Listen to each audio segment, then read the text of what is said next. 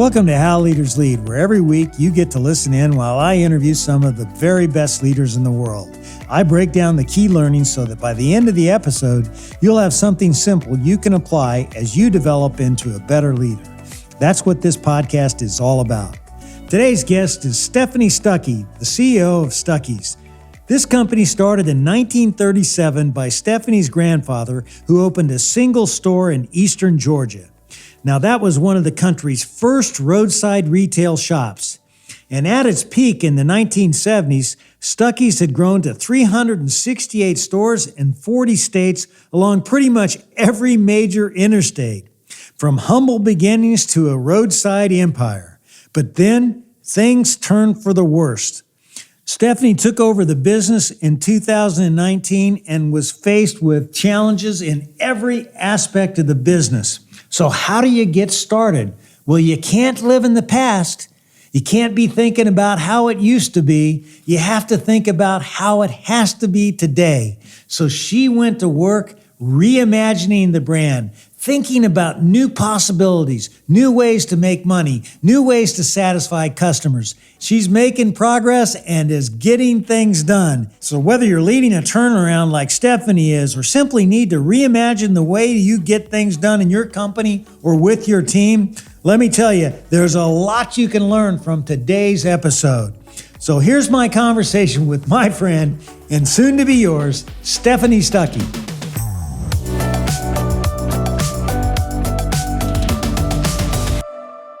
You know, Stephanie, you've got a huge challenge rebuilding the Stuckey's brand. I know that. And I want to go deep on how you're doing it. But let's start by just having you give us a quick history lesson on Stuckey's. Yes, I'd be delighted. Stuckey's started by my grandfather in 1937, literally as a side hustle. It was during the Great Depression, and he had to drop out of law school at the University of Georgia to work on the family farm. He was farming cotton and hated it. And so he started selling pecans. It was a bumper crop. Anyone who knows anything about pecans, they have on years and off years. And Georgia is the pecan capital of the world, really. And so pecans were plentiful, even though jobs were not. And he started buying up pecans from farmers after he worked on the farm all day. And then he would sell them to a local sheller, mark it up a few pennies.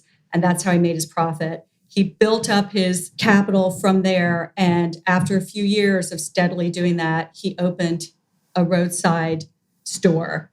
And that was really the first roadside retail that offered gas, clean restrooms, cold drinks, hot snacks. And we've always sold candy, kitschy souvenirs, and of course, continued to sell the pecans. So from those very humble beginnings, that first store in Eastman, Georgia, it grew at its peak in the 1970s. He had a sign company, he had a trucking company, he had a candy company, largely vertically integrated. He sold the company, and there was a couple of different corporate owners, some hostile takeover by one of them, and the brand plummeted. External factors as well. My grandfather died in 1977. The road trip declined with the Arab oil embargo. Air travel became affordable. People started flying. So all this stuff happened, and the brand just plummeted. We lost hundreds of stores. So my dad got the company back in 1985. He got the company back. It was literally on life support. He got it stabilized. He was running several other businesses. Stuckey's was never his main focus because he was making money off of his other businesses. And he and his business partners retired in circa 2011 and left Stuckey's at that point being run almost on autopilot by a skeleton crew. And since 2015, had been losing money. And wow. I came in 2019, November 2019. You know, I remember the Stuckey's brand when I was a kid. You know, I grew up in sort of small town America, and, you know, we did a lot of road trips. So, you know, I've partaked in a lot of Stuckey's food in the past, and it was a great experience back then, you know. And so now, as I understand it, you've invested your life savings in the Stuckey's business, and you bought it from your father.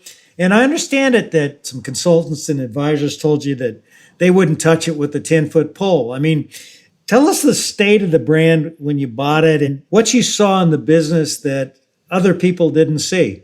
I did consult with several business advisors, and they looked at the financials, and most of them told me, not only walk, run from this. This is not a good investment. And it was losing money. We were six figures in debt. But what I bought was a brand. And I knew the value of Stuckey's. Like you said, it was an experience. And I thought there's a need for that still in this country. And it was bigger than my family, but certainly I wanted to revive my grandfather's legacy because I knew him and I loved him. But I thought the road trip is something really uniquely American, and it's something that we need to celebrate. We need more of that. We need these special, unique, curated experiences when we're taking a trip by car. And so I knew that the brand had that magic, and that is not on the financial books. That's what convinced me. Now, what I actually bought, the physical assets, was a rented warehouse with inventory, mostly consisting of rubber snakes and ashtrays shaped like toilets that say, put your butts here, coonskin caps, like the classic kitschy souvenirs that Stuckey's is known for. I bought a ton of pecan log rolls in inventory, lots of candy and nuts. That's what I actually bought. We didn't own the candy plant anymore. Trucking company, sign company, long gone. We don't own or operate any stores. They're not even a franchise program anymore. It's a licensing program. We only have 20 standalone stores, and then there's 45 co-branded stores within a store concept that is called Stuckey's Express in varying degrees of shape. Some of them are really great brand forward locations. Some of them need a lot of love. So it's all across the board. So that's what I got. I remember when I was president of KFC, all everybody talked about was Colonel Sanders. The Colonel did this, the Colonel did that. And meanwhile, the brand was very unsuccessful. There's been 8 straight years of no sales growth. So we were in a major turnaround situation. And, my view was, hey, I love the Colonel. He's great, but we've got to start creating some new memories. You've got to create new memories. How do you balance managing the past and then really stimulating the kind of progress you've got to have to really turn the business around and maximize this brand that you bought? That's such a great question. And I get asked it a lot. And I am constantly reflecting on what's the best way to do it. So it's evolving. But I like to say I'm looking back while moving forward. I definitely have a strong sense of our roots. And I'm so proud that we are a nostalgic brand. There's something amazing about a brand that has sticking power. Kentucky Fried Chicken is certainly one of them. It's been around 80 plus years, Stuckey's has. And we're in it for the long haul. And so I don't shy away from the retro aspect of our brand, but at the same time, I am looking at how to capture new market share. And part of that is what I reflected on earlier is it's bigger than Stuckey's, it's bigger than selling pecan log rolls and kitschy souvenirs. It's the road trip. And if you think about who we really are trying to attract, it's people who love to road trip. And that defies demographics, that defies age, that defies being in the past. People of all ages, of all generations have loved taking to the open road. Now, maybe not everyone does, and that's, as Seth Godin calls them, our tribe. That they may not be our tribe if they don't enjoy getting on the road. But anyone who likes to travel the interstate highway system or the back roads, and that could be pleasure trippers, that could be truckers, that could be traveling salesmen and women, what's left of them, but people who travel for business, that could be baseball teams, minor league baseball teams, that could be rock and roll bands, traveling artists, the whole gamut. And so I think the more we talk about and embrace the road trip, we're going to start being more of a forward brand, but still letting people know we've got sticking power. We've been around 80 years and I'm not planning on going anywhere. Well, vision and purpose is so important for every business. And how have you been able to simplify and describe the vision you have for the Stuckey's of the future? We make road trips fun. That's my vision. And that's the direction in which we're heading the brand. And everything that I message and talk about revolves around that. Even if it's talking about the candy, you want people to associate our products with an experience, because otherwise we're just another piece of candy. If you have an emotional connection to something, that's what gives it meaning. That's what gives it selling power. That's what really creates a brand. You think about your business and where you can take it. How much of it really requires the physical assets that you've had in the past versus what you can do through digital? I mean, there's everybody's business has exploded through digital. How about yours? Absolutely. Our online sales went up 550% last year. Of course, we started almost from nowhere. We had a really bare bones website when I bought the company. So we are definitely looking at digital, and then social media has been a huge amplifier for our brand. But I think also it's out of total necessity. Our stores, we don't own them. And so there's so much good about getting a nostalgic brand because you do have all of this brand equity and these memories, and you come with a base of people who like your stores, just like you did with Kentucky Fried Chicken. But you also get the company as is, right? It's not the company you would have built from the ground up if you had to start at zero. And so I have to deal with the lack of physical assets, which is one of those challenges that gets me up at 3 a.m., that we don't control the stores yet. So how I deal with it is I have a business partner. So we have a short-term strategy, which is like a 3-year plan, 3 to 5 years. And then beyond that, our longer-term plan is we really will have more physical assets. But I think if you don't embrace digital technology in this day and age, your brand is going to just go by the wayside. Yeah, I was thinking about your particular situation, and you really are a startup with a legacy or heritage brand. You don't have much to build from, so now you're really creating this startup. How do you see yourself?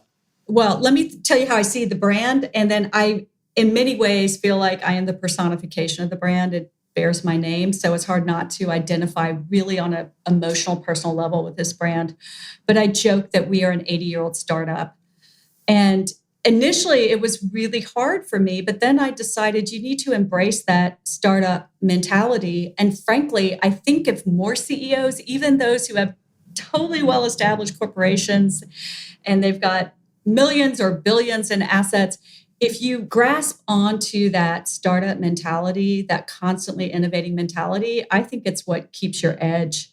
So I'm, in a way, really grateful for the fact that we are the scrappy comeback brand. So I see myself as an innovator, as an entrepreneur. And I think that term often gets overused. Sometimes you're not an entrepreneur, you're just a small business. But if you're an entrepreneur, the way I see it, you're constantly having to innovate. You're constantly having to figure out how to move your company forward, and you're problem solving night and day. What's the biggest problem you've had to solve in the last few months? Oh, supply chain issues. So we bought a candy plant, my business partner and I, in January of 2021. I'm a big believer in making bold moves, but don't bet the farm, right? So take risk, but do them in a way that are structured that you can afford to fail if it doesn't work out. But this was our bold move. We felt really confident about it. We ran the numbers. We got great partners with our small town community bank and the Small Business Administration. So we bought this candy plant. And I think what's really important to realize, so often we see, especially like on LinkedIn, which I follow every day, you see these big headlines. We've made this great move. We bought this candy plant. Bam. Well, there's a lot of work that gets involved afterwards. It's the, and then what? So you did this. Now you got it. What are you going to do? We're the dog that caught the proverbial fender when we got the capacity to make our own product. So we're having to deal with packaging issues. We're having to deal with getting our machinery up to standards, because this is a good problem to have, but sales are skyrocketing for us. Now, are you selling your candy in the grocery stores or just through your outlets? Both. And C-stores and mom and pop gift shops and hotel chains and corporate gifts and break rooms for large companies. So you really are creating a packaged goods brand that you want to try to build, so you look at your hard assets as a way to kind of build the brand. But the big idea for you in the future is really packaged goods and selling the product online. And I'm curious about that because how do you bring the road trip idea to a packaged goods business? That's the long-term plan. So the short-term plan is I have to drive revenue. You can't have a company if you don't have money and capital. And so we had to make the company profitable. We first had to get out of debt, and then we had to make the company profitable.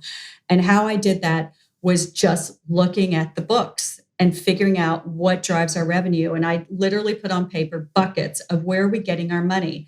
And I realized that our licensing / what used to be a franchise program, that was a very modest amount of our revenue. The bulk of our revenue was from the sale of our product, which is why we bought the candy plant. And it's also a pecan shelling facility. So we make healthy snacks, pecan snacks as well. And we have a full line of snack nuts. We were driving our revenue through the packaged goods. And so that's how we're getting the brand forward, is by getting more retailers and also selling online for the product. And we can also control the quality, we can control the margins, and we're now able to private label. So if we get in a grocery channel and the grocery store says, well, we'd like to have our Publix brand or the Whole Foods brand and not the Stuckey's brand, well, we can make product for them because we're the manufacturer. How we sell the road trip is by being very brand forward in everything we do and constantly telling the story of the brand. To me, it's bigger than marketing, it's storytelling. So if you follow me on LinkedIn or on other social media posts, you'll see what I post about is road tripping, small town America, exploring this country, and the brand is just part of that. But our displays look like little Stuckey stores. So we've got a really great display that's got our traditional sloped teal roof with a Stuckey's logo on the side. And you really get the experience of visiting a mini Stuckey store. So we're trying to bring the Stuckey store to other businesses and create that sense of fun that you get from a road trip. And as you think about your licensees and your franchisees, they're kind of the business that you had in the past. And, a lot of those outlets, I'm sure, aren't what you would really want to have. Okay. So how are you rebuilding the brand with them? As I'm sure you got some assets that, need a paint job. We all have seen those kinds of issues in the restaurant business. How are you dealing with the franchisees or licensees to make that happen? So it's a real challenge. I'll be totally honest. This is my 3 a.m. problem. I'm doing what I can with what I've got for now while constantly trying to get more. So what I'm doing now is we've got a sales team. So we have sales reps who go out and visit the stores, and they work with the licensees to help them improve the quality of their stores. We brand and market in a way that promotes the stores to get people excited about them. And we found that as more people start coming to the stores and start talking to the management, they realize that the brand is getting a refresh. It's coming back. So that sort of empowers the franchisees to get more excited about the brand. We're also doing what we can to give them, like I referenced before, displays, signage, marketing, as much as we can within our budget. So that's my dealing with what my assets are on hand, my capacity now. What I'm also doing is constantly pitching, trying to get some financial investors, some partners who might be interested in the brick and mortar aspect of the business. And I kiss a lot of frogs, and I am persistent. I am not easily dissuaded. And a financial investor to me is like a partner. And I've learned so much from, frankly, kissing frogs that didn't turn into princes, because I realized that a lot of the private equity, that's not a good fit for us. We're not a 3 to 5 year return on investment, flip the asset type of investment. We are a long-term brand. It's the Warren Buffett school of investment. You buy a company, you stick with it through the ups and downs. I want Warren Buffett as an investor, but I realize that is probably not realistic. But I actually am talking to someone who seems very encouraging, who seems to get the brand, who might be interested in partnering with us to create what I have termed internally, and I also talk about it as the Stuckey's Oasis. So I have a plan for what the stores would look like moving forward. And it's a true experience. You would pull over, we would have coin operated amusement machines like Zoltar. By the way, I met the guy who makes Zoltar, and I was super excited about that. So you really have a Stuckey store of the future in mind, okay? But you haven't built it yet. So you're trying to get an investor to help you build that store, okay? And then you'll build the rest of your business around that vision. Yes. But in the meantime, we're making it work. We're turning a profit. We went from when I bought the company, we had less than 10 employees, and we are approaching 150. And it hasn't even been 2 years. We're so different. I listen to your show a lot, and you talk to companies that are Fortune 500 and thousands and tens of thousands of employees and billions in assets. And we're this scrappy comeback brand that is definitely punching above our weight. Yeah, well, you've got a big challenge here. But it sounds like, if you can get that store of the future, and then you can, build the packaged goods side of the equation, you can end up with a real brand, and you've made an acquisition to kind of get you in the better for you arena with, you call them pecans. I come from the pecan world, not the pecan world, but it doesn't matter. I love pecans. They're great. So it seems like you got a lot of upside with this brand. But I'm curious, you come back into the fray, you buy the business. Now you've got franchisees, licensees to deal with. There's been no one to be found in the previous 5-6 years. So you jump back into their life. How have the franchisees and licensees embraced you? It's all over the board. We have some that, frankly, were not serving the brand, and it was not a good fit. We've had to debrand a couple. I'm trying not to debrand them. One, just the financial reality. We needed the income. Two, I'm a big believer in trying to work with people and see if you can support them. That's always been my approach to management, leadership, is to work with people to bring out the best in them and give them the support that they need. And so many of them just need support. We're just working with them and making sure that they understand the direction which we're going. I went on a road trip when I first bought the company. I literally got in my car. And of course, COVID hit within 3 months, but I just started driving around the country and started meeting with them one-on-one. And they really appreciated that I took the time. And I spent time in the stores. I sat in the stores just like what my grandfather did. I watched people. I watched how they interacted with the stores. I talked to them. I just go up to them and say, why'd you pull over at this store instead of the truck stop across the street? What interested you about Stuckey's? What made you pull over? That's interesting because my number one priority was always to get out in the stores, find out what was really happening with the front line and the people that are closest to the customer. What would be the top 3 insights you picked up by doing that? The number one was that people knew the brand. And that was the most encouraging and a little surprising because honestly, we are a dusty brand, but it's just been so rewarding to find out. I think with these nostalgic legacy brands, what you'll see is the people who are loyal to the brand are loyal. Another this was something my grandfather always pushed for, was proximity to the interstate, just ease. People want what's easy and convenient. So if the Stuckeys happen to be located right when you pull over, that makes a difference. And here was something my grandfather did, and it played out when I talked to people. They said, well, I saw these other cars out there. My grandfather used to get all the employees to park their cars out front, like way out front. And then he would just ask people, like, can you get your friends to park the cars here? So you're more likely to pull over at a business if their car's out front. And that's what people told me. They're like, yeah, I saw the cars out front. I love that.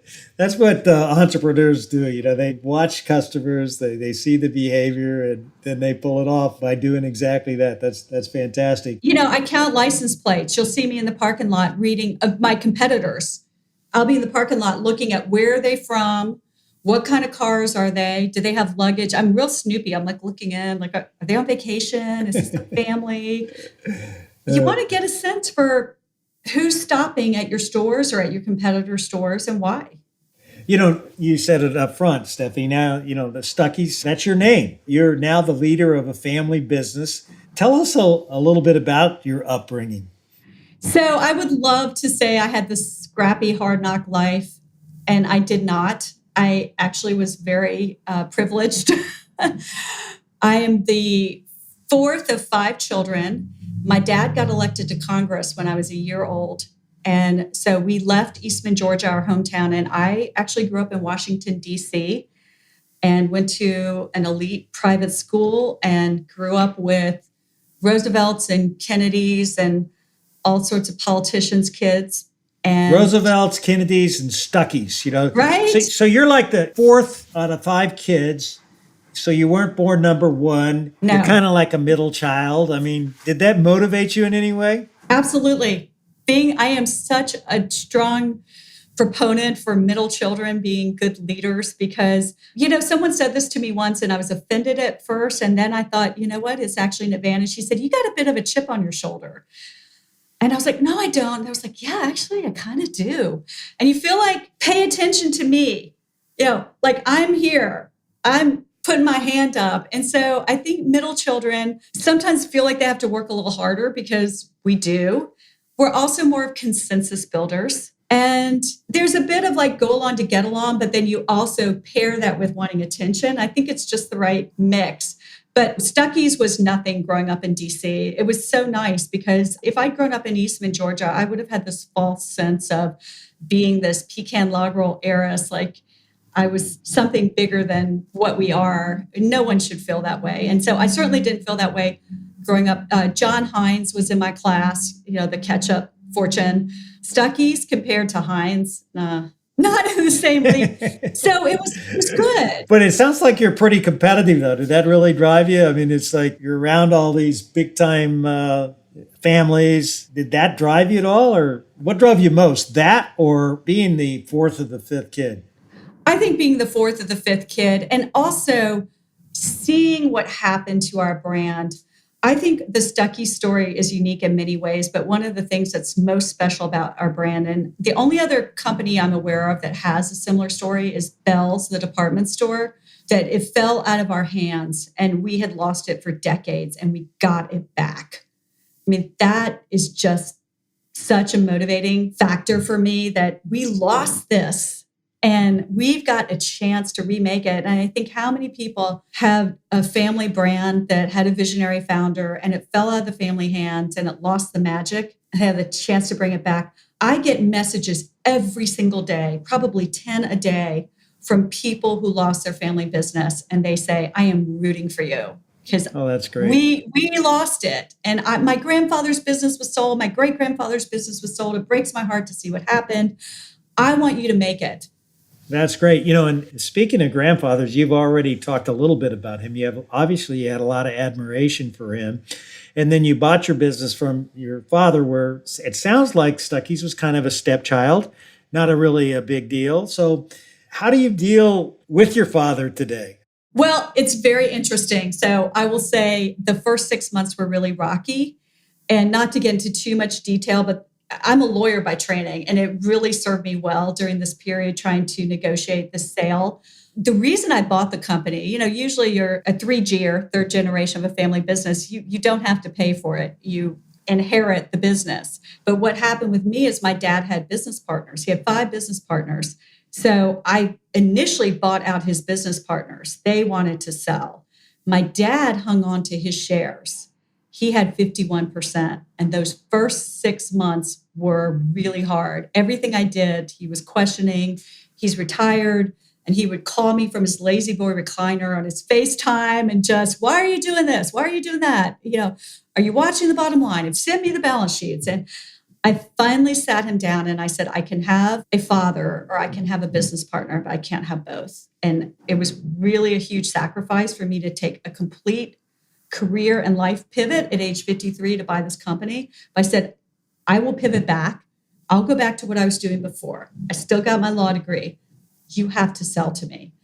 And he thought about it and he came back. And it got a little complicated. This is really where the law degree helped.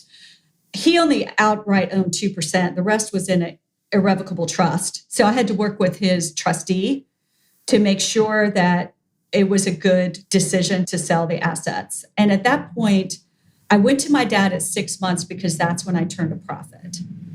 And so I proved to him I can make the company profitable. And so From that moment on, though, it's like I got my dad back. Well, that's great.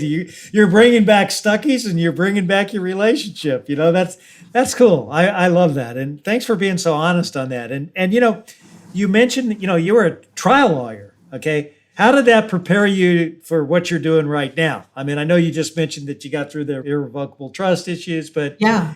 what did being a trial lawyer do to get you ready to be this startup leader? So not only was I a trial attorney, but I was actually a public defender for many years. And then I segued into a different area of law. I did environmental law. But both of those areas of law, I was always representing the underdog. I mean, definitely being a public defender, you do criminal defense law and you have to represent people who are often charged with some pretty heinous crimes. And what that experience taught me was in order to do that credibly, and I'm a big believer in being honest and forming an emotional connection, you have to form a connection with the jury if you're a trial lawyer. So in order to do that, I had to find something redeeming about my client. Sometimes that was hard. I had to figure out a way to connect with them. Well, that's the same thing, trying to sell your brand and appeal to customers. You have to learn how to relate to people. And if you buy a company that's in distress, that's in debt, you have to find something redeeming in that. And not only that, you have to be able to stand up and advocate for that zealously and passionately. And I learned that trying cases. Oh, that makes so much sense. I've always felt it's so important when you go into tough situations that you round up and you trust in positive intentions and you believe that what you have is really something very important. And another thing that I just love about your background is you served as a state representative for over a decade. Yeah. What did that teach you? Same thing. I was passionate about the environment. And so a lot of my career in the Georgia legislature, 14 years, was advocating for environmental protection, clean air, clean land, water. I did a lot of advocacy work with minority communities. It was really interesting because of redistricting. I went from a district that was 97% white to 63% African American overnight, and was drawn into a district where the head of the NAACP for that county was already actively campaigning and running for the seat. So I had to run against the president of the NAACP in a majority African American district. So I learned so much from politics, running those campaigns, just putting yourself out there. That was really, really hard for me. I remember going to Black churches. I went as a kid with my dad, actually, when he was campaigning. And I would go in this church, and this mega church in South DeKalb, and there'd be 1,000 people. And I would be the only white person. And I went to one, and it was that big. And the minister said, and we've got Sister Stuckey here. She wants to be your next state rep. We want her to come on up to the pulpit and say a few words. Talk about having to learn to talk quick on your feet. What I learned from that is getting out of my comfort zone. That was really getting out of my comfort zone. And guess what? I won. I won the election. I served 6 more years after that. And then I decided it's time to let someone else try their hand at democracy. I'm a big believer that you should not make politics or public service your career. Well, I was wondering, given your background, that it makes sense. Now, this is kind of maybe a stretch, but I'm getting, okay. Stephanie goes out, she takes over Stuckey, she brings back this great heritage brand, and now she's got even more visibility, and now she runs for president. No, not going to happen? I've definitely had a very atypical career. Usually you see people going from business to politics. I went from politics to business. I went into politics because I was passionate about the issues. I was passionate about the environment in particular. And I thought that there needed to be more of a voice for the underdog in the Georgia legislature, something I still feel. And I don't see myself going back to that. What I do see is I continue to support friends in politics. I do not mix Stuckeys in politics. I definitely am an independent now. I ran on a partisan ticket, but I have learned when you transition to running a company, Republicans buy pecan log rolls too. And so I really try to be fair-minded in my approach to politics now. And even when I was in office, I really viewed myself as the middle child, a consensus builder. Now you're getting back to the Stuckey's brand. Innovation is the lifeblood of any business, and it's absolutely critical in the retail world that you're in. How do you think about Stuckey's in terms of innovation, and what have you done recently that you're really particularly proud of that's breaking new ground for the brand? It's hard for me to point to a lot of good examples given the short tenure, but I will say innovation wise, what we're doing is not as customer forward, but it's critical. As I referenced earlier, sales are skyrocketing. And I really am a student of brands that I admire. And I see what happens often is you get a visionary founder and they have a great idea, and they may not necessarily know how to scale that idea. And that's where I see entrepreneurs having the biggest challenges is how do you scale? And that's what we're dealing with right now. And in order to scale, I think you need capital, you need financial capital and human capital, but you need innovation. I really think it's like a three-legged stool to scale your brand or your business. And so what we've been doing more behind the scenes to innovate is we're getting new equipment. We're working on an extruder machine, which is what spits out the nougat in the center of candy.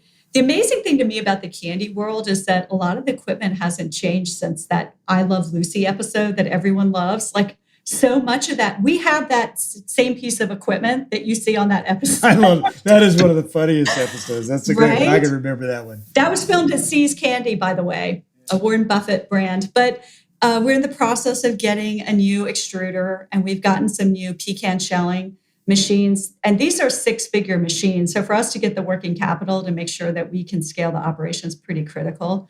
So we've done that. And then we're not losing sight that there's still very much a human component to our food and our product. And I know it sounds hokey, but I really do think when there's candy that's made in part by hand, even in an industrial setting, you can taste the difference.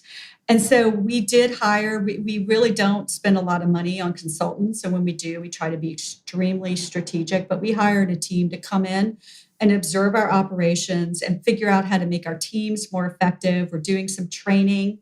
So our innovation has been machinery and streamlining efficiencies. That's great. It's such a fascinating thing that you're having to create almost all this stuff basically from scratch. Now you've gone from 3 people to 105 people, I think you mentioned. Okay. Almost 150 during peak pecan season. We'll have that. Okay, so 150. Yeah. So how do you think about culture, and what kind of work environment are you trying to create with your team that's going to get you the kind of results that you're looking for? So culture is hard when you come into a company that frankly has been experiencing tough times. So not only did I acquire Stuckey's that was experienced hard times, but then my business partner and I bought this pecan shelling and candy company that had been around since 1935 and has had 2 families own it. The second family's had it for 50 years. So here we come in, and who are these people now running our company? And so I've really given culture a lot of thought.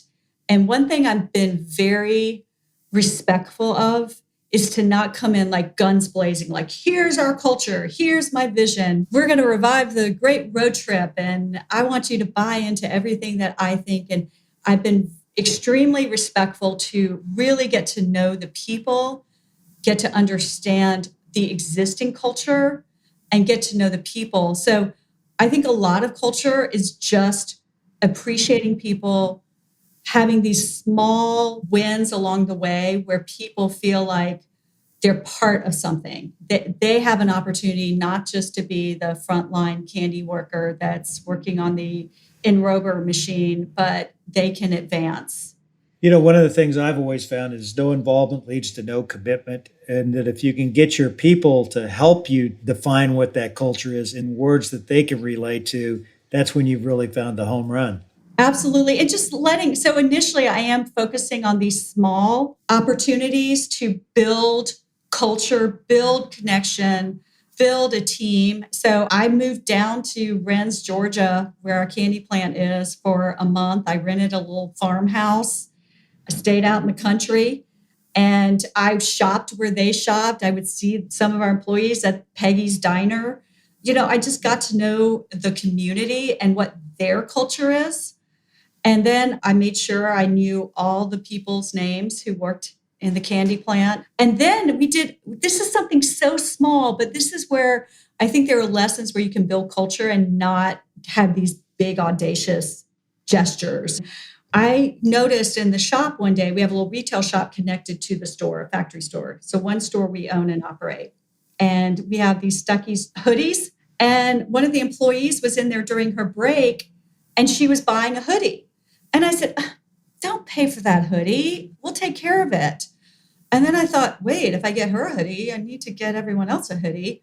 So at our next all hands on deck meeting, I said, hey, we're getting everyone a hoodie. And then someone standing next to me said, can we get our names on it? I'm like, yeah, and you're getting your names on it. They were so excited. And, it's cold in a food processing facility. They have to crank up the air conditioning. So you need a hoodie, even in South Georgia in the summer. I've got a Blake Shelton voice hoodie that I put on every time I'm playing voice with my grandkids. So, Yeah. I think that's terrific. I love it. Stephanie, this has been so much fun. And I want to have a little bit more by doing a lightning round of Q&A with you. Are you ready for this? I'm ready. Okay. What are 3 words that best describe you? Persistent, optimistic, scrappy. If you could be one person for a day beside yourself, who would it be and why? Oh my gosh, that's so easy. I am a huge Dolly Parton fan. I would love to be Dolly for a day. Well, she's scrappy. Speaking of scrappy, you found her. There you go. So what's your biggest pet peeve? Oh gosh, that's easy. This drives me crazy. People who come to you with problems or complaining and haven't thought about how to solve it or some other course. Like, okay, this isn't working. Here's how we can make it work. Or here's how we could pivot and do this other thing that would be better. But just complainers who don't help problem solve. Tell us something about you that few people would know. I'm fluent in French. Wow. So where would you rather go today? Paris, Texas or Paris, France? I'd rather go to Paris, Texas, but Oh, come on now. I do. I Come really on. love small town. It's interesting. I lived in France for a year. I was a French major in college. And I lived in Aix-en-Provence. I chose a small town and I learned the language. If you go to Paris, it's like any big city. Oh, yes, I love Paris. I've been like 20 times, but it's a big city and you don't really get to connect with the people like you do in a small town. And the south of France, the Provence region, the people are so wonderful and warm and the food's amazing. I speak the language. And so you're sticking with road trip to Paris, Texas, because you're a road trip junkie now. Now, I've road tripped in the south of France, too. You just have to learn how to drive those little cars. So what's your favorite highway? Route 66. And what's your favorite roadside stop besides a Stuckey's? I'm debating between south of the border. I think I'm going to say south of the border. I was about to say like the world's largest belt buckle because that was pretty fun. That's in Uranus, Missouri, and they have like all these attractions there.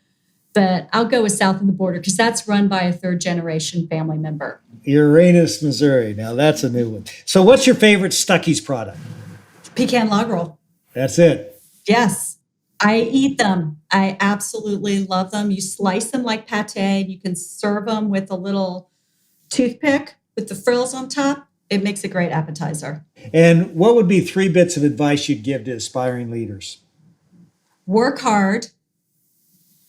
Always step up to the plate. Can I tell a quick story? I know this is lightning round, but absolutely. Because thinking about aspiring leaders and young people, I've been so fortunate to have been mentored, but also to have the opportunity to mentor people. And when I was head of sustainability for the city of Atlanta, I had a woman who was entry-level project manager, and she was always volunteering to do stuff. And she came to me one day and she said, why don't we have an intern program? And I said, well, we did, but it was so much work to manage the interns. I don't have the time. We don't have the time. And I didn't feel like it was rewarding to either side. And she said, I want to do that. I want to run the intern program. And I said, okay, you can do it. And I just kind of like said, all right. And that literally forgot about it. And then a month later, I walk into the office and there are like 20 people in the office. I'm like, what is all this? And they're like, it's the intern program. It's the kickoff program. Oh, and the mayor's coming by to give welcoming remarks. I'm like, what? She created this whole program. We had 20 interns. She had a syllabus. She had trips planned. She got sponsors to treat them for lunch once a week for lunch and learns. Suddenly, every department head was coming to me saying, how did you do this? And I'm like, her name's Yo Rongji. She's amazing. She's a total superstar. But I love that she not only volunteered, she came to me and said, I want to do this. Can I do this? So just step up to the plate, offer to do stuff. You'd be amazed how often your boss will say, yeah, okay, and not even think about it and realize like she was really onto something. That was the best program. So the third bit of advice, have fun. Don't take yourself too seriously. Whenever I get stressed out, I tell myself, it's just candy. It's just candy. Yeah, that's great. Have fun. We're selling rubber alligators and coonskin caps. Have fun. I love it. And what advice would you give to others on how to make a family business work? Because you've been through the gamut, it seems like. Often family businesses have too much pressure on them to carry on the family lineage. And I think part of what I want to instill, because I do talk to a lot of other family businesses, I want to say just relax. Sometimes it doesn't have to be a family member who runs the company. So there's ownership and there's management. And I'm already thinking about the next generation. Obviously, my son and my daughter may not be the right people to run the company, and that's going to be okay. So I would just say, don't get so tied down that it has to be a family member, because sometimes that's the worst thing you can do. You want someone who really, really wants it. I really wanted it, and I really wanted it because we lost it. You want it. It seems to be giving you a lot of joy. Yes, you have to want it. And if it's just handed to you and it's given to you like an obligation, you're not going to have that joy. And that will permeate in everything you do with the company. Just don't get so tied to the fact that it has to be someone with the last name Stuckey or the last name Hines or the last name Sanders, right? Right. Stephanie, I love how you decided to take on this big challenge. And I love how it's energizing you. And I really appreciate you taking the time to have this conversation with me. Well, thank you. I'm a big fan. So pleasure is mine. One of the things I've always seen is, you mentioned that I do podcasts with these big, huge companies, which I do, right? But I've always learned that, it takes the same kind of thinking, the same kind of diligence to run a small business that is really successful. It's just there aren't as many zeros next to it, But to get to those zeros, you got to do the same things, no matter how big the business is. Wow. Thank you. That really made my day to hear that. I think in many ways I wouldn't say it's harder. It's just the challenges are different if you're a small, scrappy comeback brand, because I don't have this big team. Yeah, I was a corporate manager, so I had a team. I had a CFO that I could turn to. I had my skills, but I was surrounded by all kinds of excellence and resources. When you're building this business from scratch like you are, you're turning over problems every single day. And then you got to solve those problems, and you don't have an army of people to go solve them. You got to solve most of them yourself. It's not surprising to me that you've taken this business and made it profitable and now are growing it, and you got huge upside ahead. And I want to congratulate you on all your success, and keep it going. We'll be rooting for you. Thank you. I really appreciate it. I'm grateful.